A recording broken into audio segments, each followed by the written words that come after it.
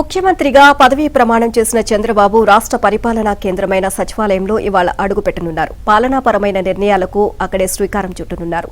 సాయంత్రం 4:41 ఆయన తన ఛాంబర్లో అడుగుపెట్టి బాధ్యతలు స్వీకరిస్తారు.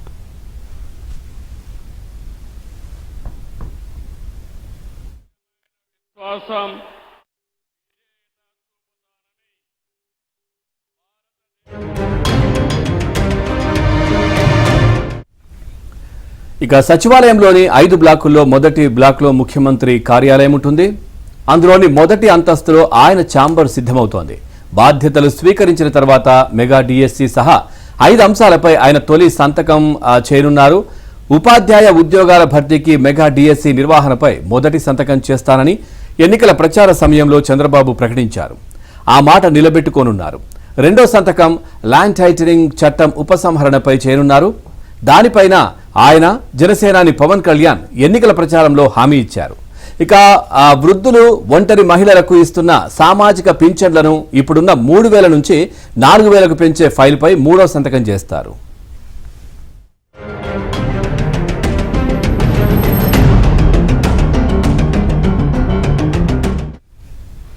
ఉపాధి కల్పనకు సంబంధించి వివిధ స్కిల్స్ ఉన్న వారి వివరాల సేకరణకు సంబంధించిన స్కిల్ సెన్సస్ నిర్వహణపై 4వ సంతకం, అన్న క్యాంటీన్లు ఏర్పాటుపై 5వ సంతకం ఆయన చేస్తారు అని టీడీపీ వర్గాలు వివరించాయి. వీటికి సంబంధించిన వివరాలు సేకరించి ఫైళ్లను ఆయన సంతకం కోసం సిద్ధం చేయాలని సంబంధిత శాఖలకు ప్రభుత్వ ప్రధాన కార్యదర్శి ఇప్పటికే ఆదేశాలు జారీ చేశారు.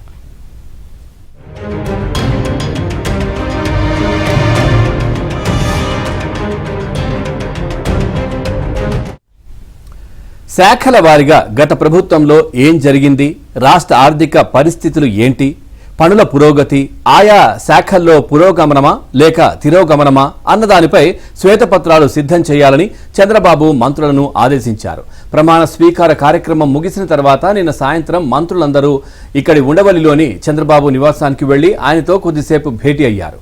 వాటిని ప్రజల ముందు పెట్టి గత ప్రభుత్వ హయాంలో ఏం జరిగిందో వివరిద్దామని ఆయన చెప్పారు. ఇక జగన్ ప్రభుత్వ హయాంలో నాశనమైన వ్యవస్థలను ప్రక్షాళన చేసి రాష్ట్రాన్ని పునర్నిర్మించడంలో మంత్రులు కీలక పాత్ర పోషించాలని సూచించారు.